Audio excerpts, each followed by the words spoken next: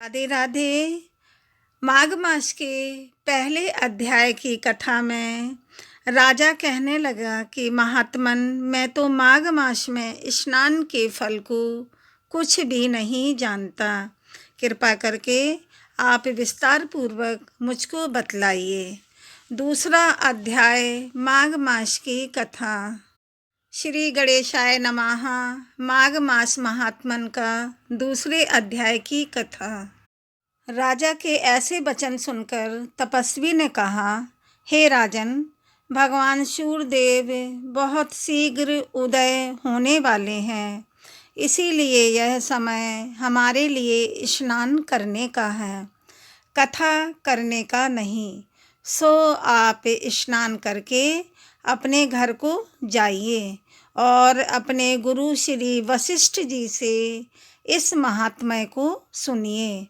इतना कहकर तपस्वी सरोवर में स्नान के लिए चले गए और राजा भी विधि पूर्वक सरोवर में स्नान करके अपने घर लौट आया और रनवास में जाकर तपस्वी की सब कथा रानी को सुनाई।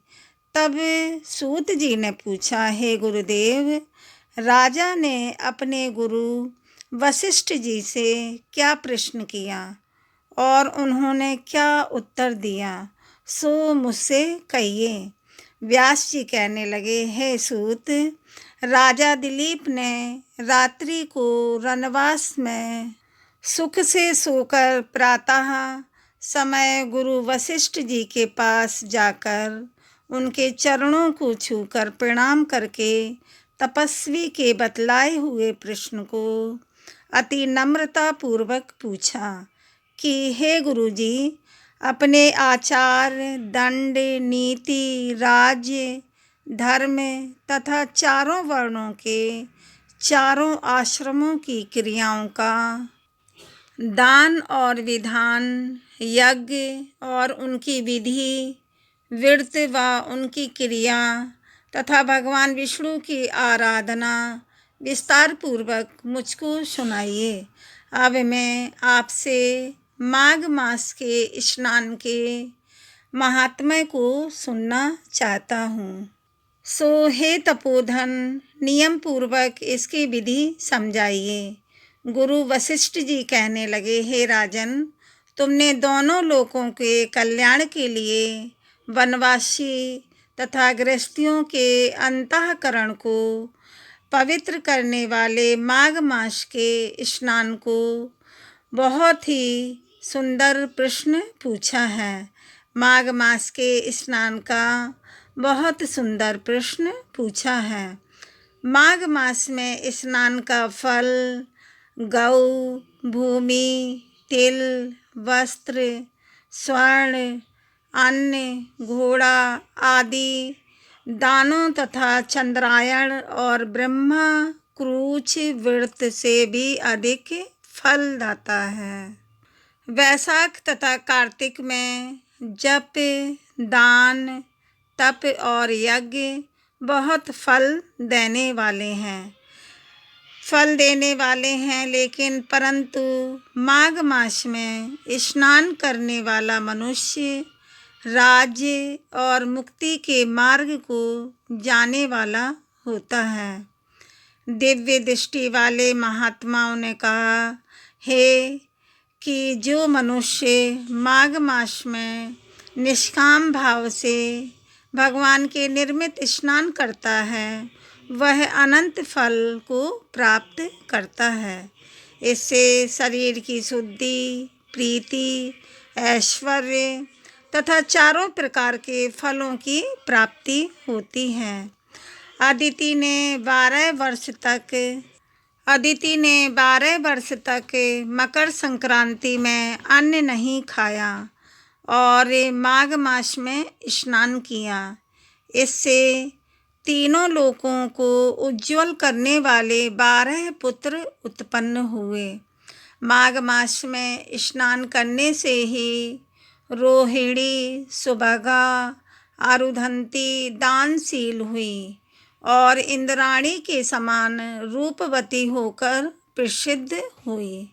जो माघ मास में स्नान करते हैं तथा देवताओं की सेवा में तत्पर रहते हैं, उनको सुंदर स्थान, हाथी और घोड़ों की सवारी तथा दान करने के लिए द्रव्य भी प्राप्त होता है और अतिथियों से उनका घर सदैव भरा रहता है।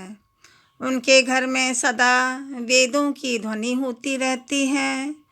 वह मनुष्य धन्य है जो माघ मास में स्नान करते हैं, दान देते हैं तथा व्रत और नियमों का पालन करते हैं। अन्य पुण्यों के क्षीण हो जाने पर मनुष्य स्वर्ग से वापस आ जाता है, परंतु जो मनुष्य माघ मास में स्नान करता है वह कभी स्वर्ग से वापस नहीं आता है। इससे बढ़कर कोई नियम, तप, दान, पवित्र और पापनाशक नहीं है। राजा ने कहा, भृगु जी ने मणि पर्वत पर विद्याधरों को जो उपदेश सुनाया था वही मुझको सुनाइए। तब ऋषि कहने लगे, हे राजन, एक समय 12 वर्ष तक वर्षा न होने के कारण बड़ा भारी दुर्भिक्ष पड़ा।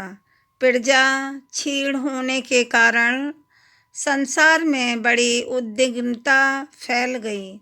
हिमाचल और विंध्याचल पर्वत के मध्य का प्रदेश निर्जन होने के कारण जप, तप आदि सभी कार्य बंद हो गए। इससे सारा भूमंडल फल, फूल, अन्न और जलहीन होने से दुखी हो गया। तब विंध्याचल से नीचे बहती हुई रेवा नदी के सुंदर वृक्षों से आच्छादित अपने आश्रम से निकलकर भृगु ऋषि अपने शिष्यों सहित हिमालय पर्वत पर गए। इस पर्वत की चोटी नीली और नीचे का हिस्सा सुनहरी होने से सारा पर्वत पीतांबरधारी श्री विष्णु भगवान के समान लगता था। पर्वत के बीच का भाग नीला और बीच में कहीं स्फटिक होने के कारण अति शोभा को प्राप्त था। रात्रि के समय वह पर्वत दीपकों की तरह चमकती हुई दिव्य औषधियों से पूरित किसी महल की शोभा को प्राप्त होता था।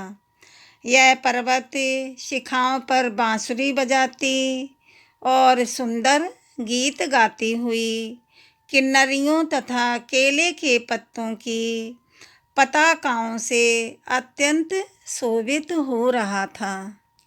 यह पर्वत नीलम, पन्ना, पुखराज तथा इसकी चोटी से निकलती हुई रंग बिरंगी किरणों से इंद्रधनुष के समान प्रतीत होता था। स्वर्ण आदि सब धातुओं तथा अनेक रत्नों से चारों ओर निकलती चमक से अग्नि ज्वाला के समान शोभायमान हो रहा था। इसके कंदराओं में काम पीड़ित विद्याधरी अपने पतियों के साथ आकर रमण करती हैं और गुफाओं में ऐसे ऋषि मुनि जिन्होंने संसार के सब क्लेशों को जीत लिया है, रात दिन ब्रह्मा जी का ध्यान करते हैं और कई एक रुद्राक्ष की माला हाथ में लेकर शिव जी की आराधना कर रहे हैं। एक ओर से मंदार के पुष्पों की सुगंधी आ रही है। झरनों से स्वच्छ जल सुंदर शब्द करता हुआ बह रहा है। पर्वत के नीचे के भागों में जंगली हाथी अपने बच्चों के साथ खेल रहे हैं। कस्तूरी वाले मृग तथा रंग बिरंगे हिरणों के झुंड इधर उधर भाग रहे हैं।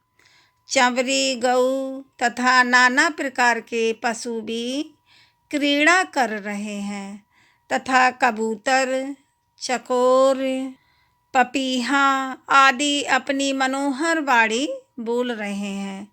यह पर्वत सदा राजहंस तथा मोरों से शोभित रहता है।